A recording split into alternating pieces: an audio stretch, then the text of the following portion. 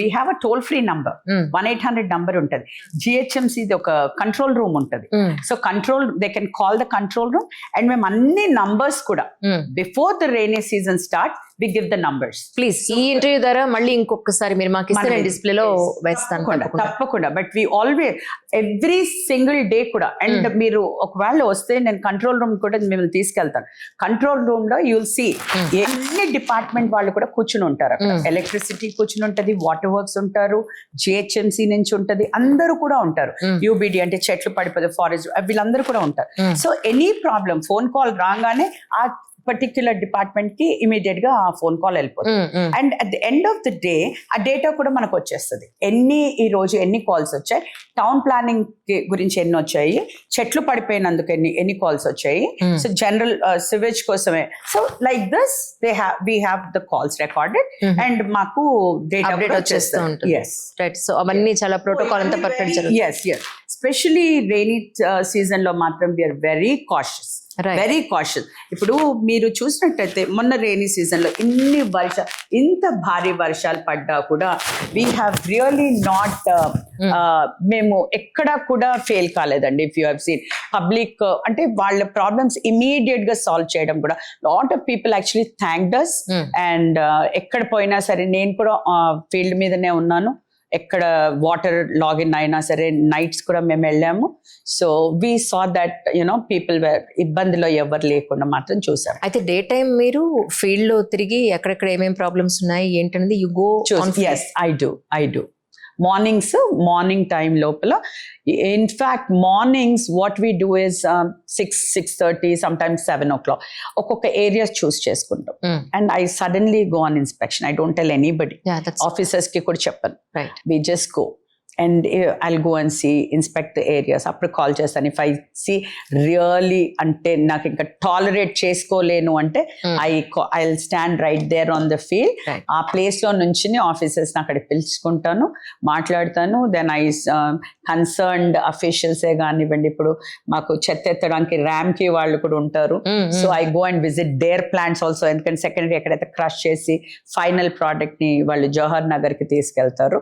So I make sure everything is properly maintained. నేను కొంచెం ఈ చెత్త అనే కాన్సెప్ట్ మీద రీసెర్చ్ చేసినప్పుడు జనరల్ గా మన ఇళ్లలో వచ్చేదంటే వెజిటబుల్స్ తొక్కలు, ఊడ్చిన చెత్త, కాగితాలు, పేపర్లు, ఒక్క ప్లాస్టిక్ ఒక్కటి తప్ప అన్ని మట్టిలో కలిసిపోయేవే కరెక్ట్ గా చెప్పాలంటే. కరెక్ట్. సో ఎవరి అపార్ట్మెంట్ లో వాళ్ళు ఈ ఏదైతే వెజిటబుల్ నుంచి తీసిన పీల్స్ ఏవైతే ప్లాస్టిక్ కాకుండా వచ్చేవన్నీ కూడా మట్టిలో డంప్ చేసుకునే అవకాశం ఉంటే బాగుంటుందేమో, కొంతవరకు చెత్త అనేది ప్రాబ్లం సమస్య తీరిపోతుందేమో ఇండిపెండెంట్ హౌసెస్ కానీ ఫ్లాట్స్ కానీ అనుకున్నాను. సో ఇదేమన్నా మీకు ఎప్పుడన్నా అనిపించిందా? అంజలి గారు, చాలా సార్లు అనిపిస్తుంది.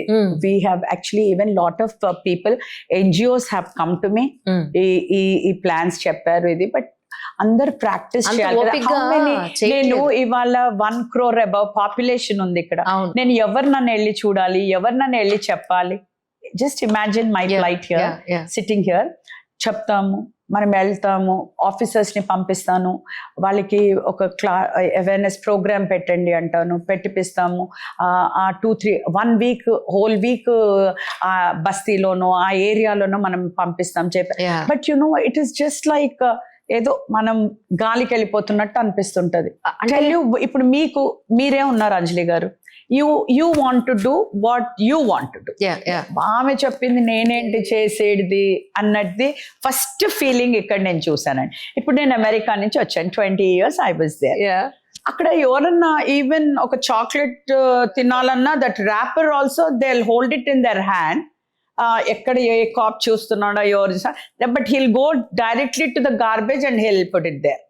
ఇక్కడ అట్లా ఉంటుందా అండి? ఇట్లా బనానా పీల్ చేసుకుంటాడు, తింటాడు, ఇట్లా this should come from you.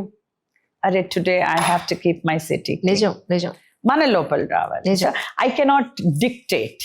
నిజం. I can tell you, I can plead you, I can just request you. Correct. But I cannot demand నువ్వు అక్కడ పారే, నువ్వు అక్కడ చేయి, నువ్వు అటు వెయ్యి అంటే, ఓహో ఈమె నా పైన వచ్చి డిమాండ్ చేస్తున్నా, ఈమె నాకు చెప్తుందా, ఎవరు చెప్పేది? ఈమె ఏంటి నాకు చెప్పేది. ఈవిడ ఇద్దరే వినవేంటి? లాట్ ఆఫ్ థింగ్స్ దట్ మేము చూస్తాం కదా.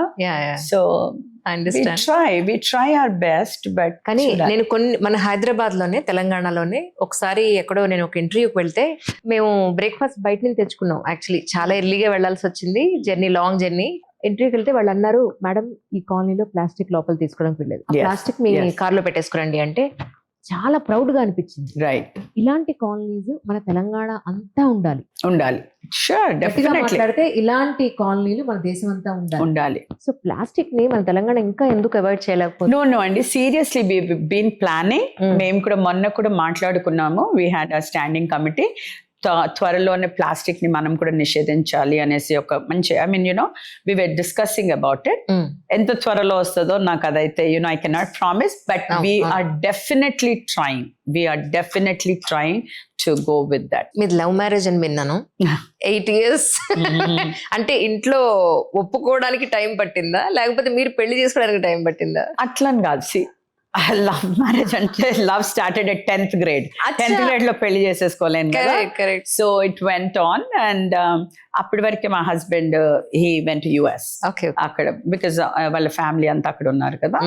సో ఆఫ్టర్ అంటే నా డిగ్రీ కూడా అయిపోయింది, I finished journalism by then he came back and we got married. అంతేం ప్రాబ్లం. 10th class నుంచి ఇంతవరకు వచ్చిన జర్నీ అది. ఓకే, కానీ మధ్యలో ఎక్కడ ఆయన డిస్ట్రాక్ట్ అవ్వలేదు, మీరు కూడా డిస్ట్రాక్ట్ అవ్వలేదు. That's so nice. I think that generation was like that కదండి. That generation was like that comparatively to this generation is so different. Yeah, అప్పుడు ఐ థింక్ అందరు కూడా pretty much అట్లనే ఉండేవాళ్ళు. The mind set was different. కానీ general గా మీ అంత స్ట్రాంగ్ విమెన్ ని, స్ట్రాంగ్ మెంటాలిటీ ఉన్న ఉమెన్ ని, ఇండిపెండెంట్ ఉమెన్ ని డైజెస్ట్ చేసుకోవడం హస్బెండ్ కొంచెం కష్టంగా ఉంటుంది అనేది నా ఒపీనియన్.